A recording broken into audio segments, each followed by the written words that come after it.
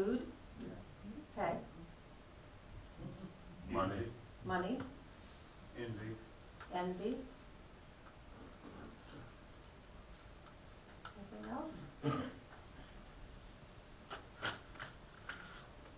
So I wonder if any of these temptations sound like those that Jesus experienced in the wilderness. Jesus was at the very beginning of his ministry. He had just been baptized by John the Baptist. And the voice of God said to him, "You are my beloved Son, with whom I am well pleased." And then Matthew says that the Spirit led Jesus out into the wilderness to be tempted by the devil. Now, the Spirit is God, right? So why in the world would God do that? Isn't God supposed to keep us safe from the devil? Doesn't God call us to run as far away as we can from Satan? So why would God intentionally put Jesus into the path of the tempter? If I were God, I would have just sent Jesus to a 5-day workshop where he could learn the 12 steps on how to avoid the devil. Or maybe God could have just sat down with him and gave him the facts of life. But I think God's plan was probably the best, because there were things God wanted Jesus to learn while he was in the wilderness. Jesus, in his humanness, had to make some decisions for himself.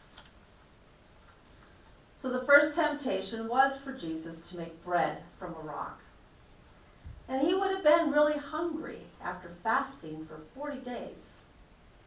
And Satan said that he could take care of his hunger right then and there. Just go poof, and the stones around him would be turned into bread. In fact, he could do a really big poof, and there would be enough bread to feed the whole world. And some people think that if everyone had enough food to eat, that would eliminate many of the wars around the world. That would be a really good thing. Jesus' second temptation was to jump off the highest point of the temple and have the angels care for him. The proof of Jesus' power would be right there for everyone to see, and they would believe in him. How much better the world would be if everyone had faith and lived their lives accordingly. The third temptation was that Satan would give him control of the whole world if Jesus would just worship him instead of God. Just think, Jesus could be in charge of all the laws of the world, laws that would be helpful for everyone. And that just might lead to peace in the world. Now, Jesus had the power to do all these things. And these were all really good things to do. But since he was listening to God so deeply, he could see that none of these was what God was calling him to do with his life.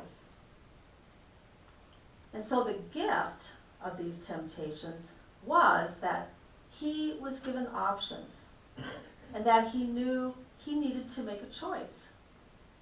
He needed to be clear within himself who God was calling him to be. We are also given many really good things to do throughout our lives. And we too are called to do some deep listening, to hear God's call to us. And strangely enough, we don't usually hear these directions through logic or reason or strategy. God's voice comes through our intuition, through our deep listening. And we are called to be willing to risk going off the well-traveled path and go into the dark woods where the entire path is not entirely clear, where we depend on our relationship with God to show us the way.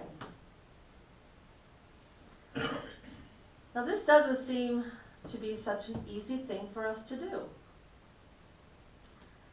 Our author points out that sometimes our pride keeps us from having a full relationship with God. Pride is when we think we can run our own life, that this God stuff is just a fairy tale. When we think that we have a lot better answers than God could ever have for us. It is our life, after all. And we resist the thought of anyone having control over our lives, except for us. The other thing that keeps us from God is shame. This is when we don't think we deserve God's love. We think that we have been so bad that God could never forgive us or love us. And we don't realize or understand that God accepts us exactly as we are in this moment. We don't have to have all of our ducks in a row or have the Bible all figured out before God will enter our hearts and lead our lives. And let's be honest, part of the reason our relationship with God is not as strong as it could be is that it's a lot easier just to ignore God. It takes time and effort to find quiet time, to listen deeply for God's voice. And it's risky. We might hear things about ourselves that might not be so easy to hear. Our author says that a lot of time what makes us give up our pride and our shame and turn to God is despair. Despair is when we're at the end of our rope and we don't know what to do next. We are out of answers. And that usually happens at some crisis point in our lives. And this can be a dangerous time because when we have no more answers, we can either turn to God or we can just give up. Turning to God means we learn to live wholeheartedly. I looked up the definition of that word. It means doing something with all of one's energy and enthusiasm, being hearty, sincere, earnest. Living wholeheartedly means living out of our true identity. And that's what Jesus modeled for us. His highest calling was to show us what God is like and to show us how much God loves us, even to the point of dying for us, so we would know that God is stronger than even death. And by devoting his life to that calling, he showed us that we must also live from within those gifts and abilities that God gives to us. This is how we can find true joy and contentment throughout our journey in this world. Now, you know I love Steve Hartman's segments that air on Friday nights on the CBS News. So we're going to watch a story about a man that's living out of his sweet spot that he finds by listening deeply to God.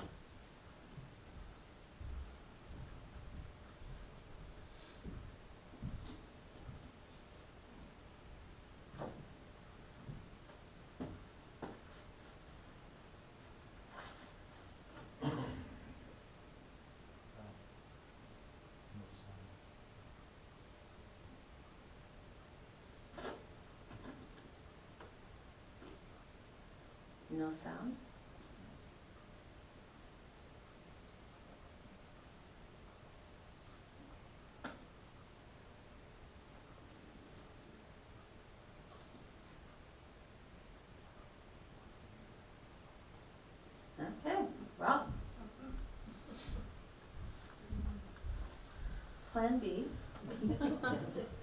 so I'll read it to you.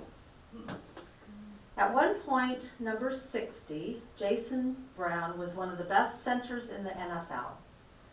At one point, he had a 5-year, $37 million contract with the St. Louis Rams. And at one point, he decided it was all meaningless and just walked away from football. My agent told me, "You're making the biggest mistake of your life." And I looked right back at him and I said, "No, I'm not. No, I'm not." So what could possibly trump the NFL? You wouldn't believe. Jason Brown quit football to be a plain old farmer, even though he'd never farmed a day in his life. Asked how he learned to even know what to do, Brown said, "Get on the internet, watch YouTube videos." He learned how to farm from YouTube. Thanks to YouTube and some good advice from other farmers here in Lewisburg, North Carolina, this week Jason finished harvesting his first a 5-acre plot of sweet potatoes.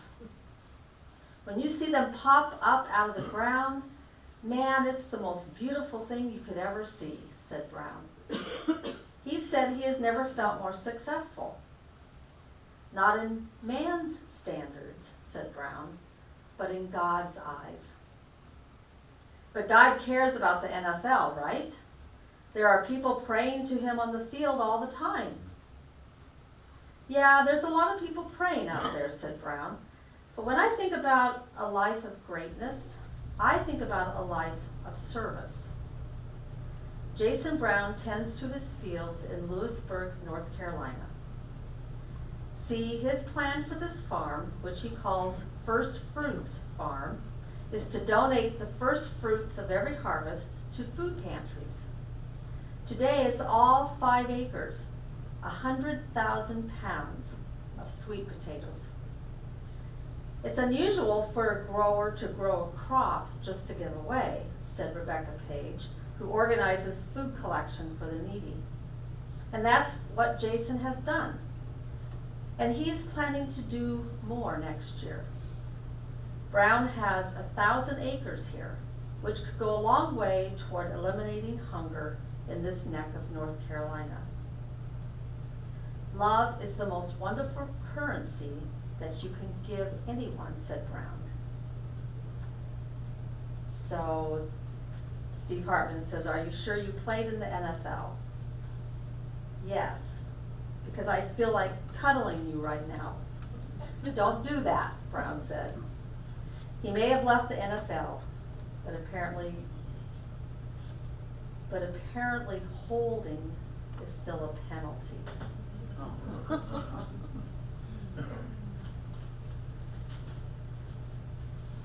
So I don't think God is calling each of us to give up a $37 million contract with the NFL.